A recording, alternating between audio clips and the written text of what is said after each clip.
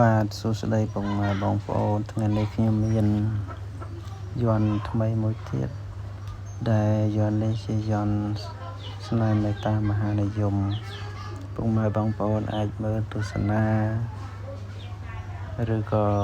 យកទៅសាក់ឬក៏ធ្វើជា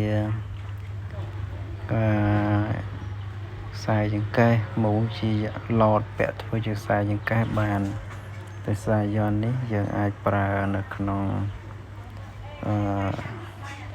ពុទ្ធគុណធម្មគុណនឹងឯងដែលមានបាលីលាយសម្រាយខ្លះបងប្អូនណាអញ្ចឹងដោយសារតែខ្ញុំសរសេរមិនបានព្រៀនឲ្យបានស្អាតសូមខន្តីអភ័យទោសដោយសារតែអក្សរពេលខ្លះយើងប្រើកម្មវិធីខ្លះទៅសេមិនបានស្អាតដូចដែលយើងទៅសេលុបគូ